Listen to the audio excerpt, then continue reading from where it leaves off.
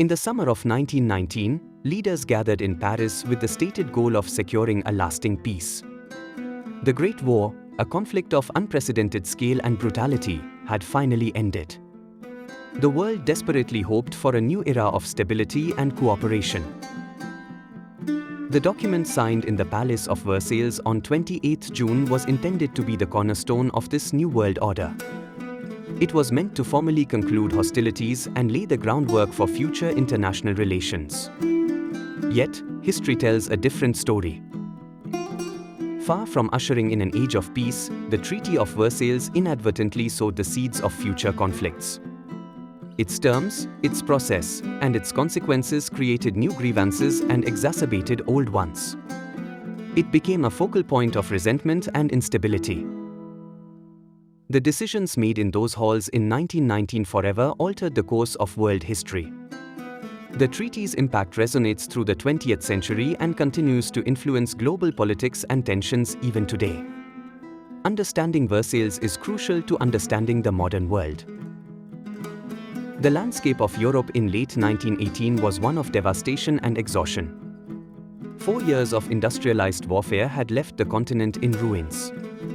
Cities were shattered, infrastructure was destroyed, and economies were crippled. The human cost was staggering. Millions of soldiers and civilians lay dead, victims of trench warfare, disease, and famine. Millions more were wounded, maimed, or displaced. A generation had been decimated. The war had also brought about the collapse of major empires that had dominated Europe and parts of Asia for centuries.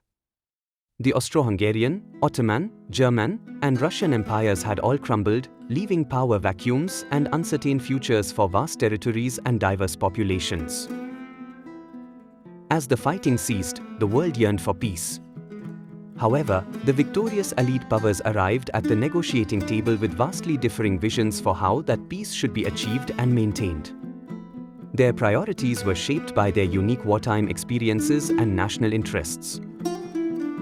United States President Woodrow Wilson championed a vision of a just and lasting peace based on his 14 points. This plan emphasized self-determination, open diplomacy, free trade, disarmament, and the creation of a League of Nations to prevent future wars. It represented an idealistic approach to international relations. In contrast, France and Britain, having borne the brunt of the fighting and suffering, were primarily driven by a desire for retribution and punishment for Germany. They sought security guarantees, territorial gains, and substantial financial compensation for the damages inflicted during the war. Their approach was rooted in pragmatism and a deep-seated fear of future German aggression. The Treaty of Versailles was signed on 28 June 1919, a date deliberately chosen. It was exactly 5 years after the assassination of Archduke Franz Ferdinand in Sarajevo, the event that had triggered the cascade into war. This timing underscored the Allied view of who was responsible. Perhaps the most contentious and resented aspect of the treaty was Article 231, the infamous War Guilt Clause. This article forced Germany to accept full responsibility for causing all the loss and damage of the war. It was seen by Germans not just as a legal requirement, but as a profound moral indictment. Building on this premise of guilt, Germany was burdened with crippling reparations payments. The exact amount was not fixed at Versailles but was later set at an astronomical 132 billion gold marks. This sum was far beyond Germany's capacity to pay and was intended to punish and weaken the nation for decades. Germany also suffered significant territorial losses. It was forced to cede Alsace-Lorraine back to France, and large areas in the east, including the creation of the Polish Corridor, were given to newly independent nations. All of Germany's overseas colonies were confiscated and placed under the control of Allied powers as mandates. Furthermore, the treaty imposed severe restrictions on Germany's military capabilities. The German army was limited to just 100,000 men, conscription was forbidden, and the general staff was dissolved. Germany was prohibited from possessing heavy artillery, tanks, military aircraft, or submarines. The Rhineland was demilitarized and occupied by Allied troops. The terms of the Treaty of Versailles were met with profound shock, humiliation, and anger across Germany. The nation had expected a negotiated settlement based on Wilson's 14 points, not a dictated peace. The treaty was universally condemned as a diktat. The acceptance of the treaty, under threat of continued Allied blockade and invasion, was seen as a betrayal by many Germans. This resentment was directed not only at the Allied powers but also at the new democratic government, the Weimar Republic, which was forced to sign it. The treaty immediately undermined the legitimacy of the fledgling republic. The burden of repressions, coupled with territorial losses and economic disruption, fueled economic collapse. Germany experienced hyperinflation in the early 1920s, wiping out savings and destroying the value of its currency. This economic chaos created immense hardship for ordinary citizens.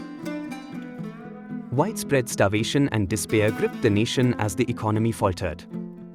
The inability of the government to alleviate suffering or restore stability further eroded public trust. The economic crisis became intertwined with the political crisis. The perceived injustice of the treaty deeply wounded German national pride. The war guilt clause was particularly galling, as many Germans felt they had fought a defensive war or were simply victims of circumstances beyond their control. This created a deep-seated sense of grievance and a desire for revision. This environment of economic hardship, political instability, and wounded national pride provided fertile ground for extremist ideologies. Both left-wing and right-wing groups gained traction by promising radical solutions and blaming the treaty and the government for Germany's woes. Crucially, the resentment and instability fostered by the treaty contributed directly to the rise of Adolf Hitler and the Nazi Party. Hitler skillfully exploited the widespread anger over Versailles, promising to repudiate the treaty, restore German honor, and rebuild national strength. The treaty became a central plank in his propaganda and a key factor in his ascent to power. The Treaty of Versailles was not just about Germany, it was part of a series of treaties that fundamentally redrew the map of Europe and the Middle East. The collapse of the old empires created opportunities and challenges for establishing new national borders. In Europe, the principle of self-determination, championed by Wilson, led to the creation of several new nations. Countries like Yugoslavia, Czechoslovakia, Poland, Finland, Estonia, Latvia, and Lithuania emerged from the ruins of the Austro-Hungarian, German, and Russian empires. This was a significant shift in the continent's political geography.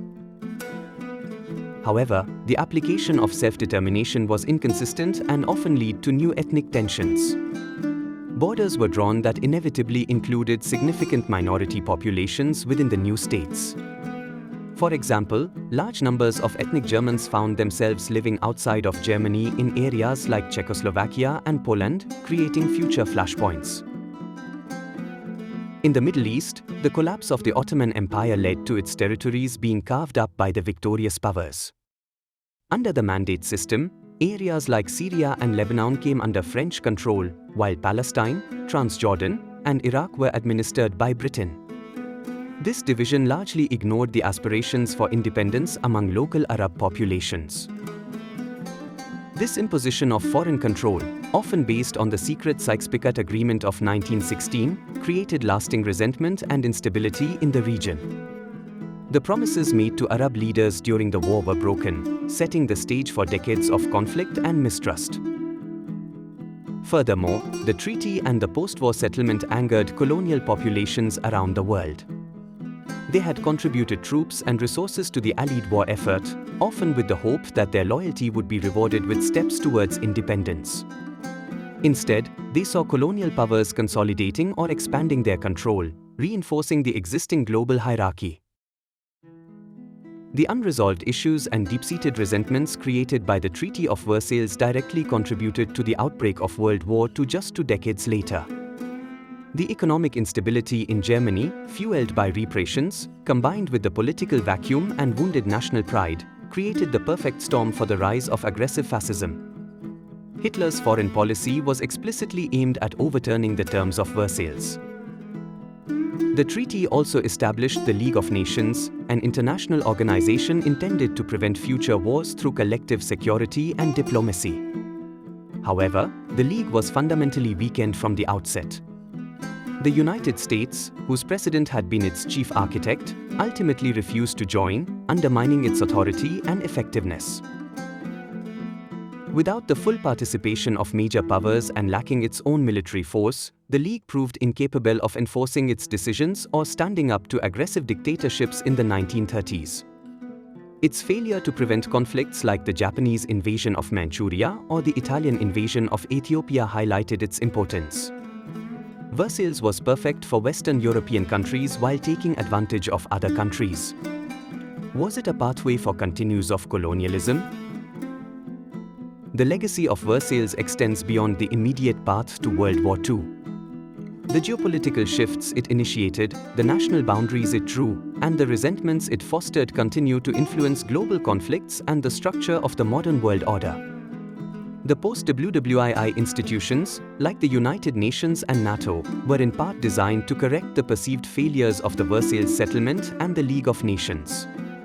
I do not believe that United Nations created and given to few countries with veto power. It was basically unfair for most countries without economical or social powers. These countries suffered not just economically but every other ways. It also paved the way for IMF and World Bank, which both was created by Western powers. They used the economic powers of the institutions to take advantage of smaller countries along the way. Another word promoted better colonialism and imperialism. The treaty stands as a stark historical lesson. It demonstrates how a peace settlement, intended to end one war, can, if poorly conceived and implemented, lay the groundwork for the next. Its consequences remind us of the complex and often unintended outcomes of international diplomacy and the enduring power of national grievance. The world we inhabit today is, in many ways, still grappling with the echoes of the decisions made in Versailles over a century ago.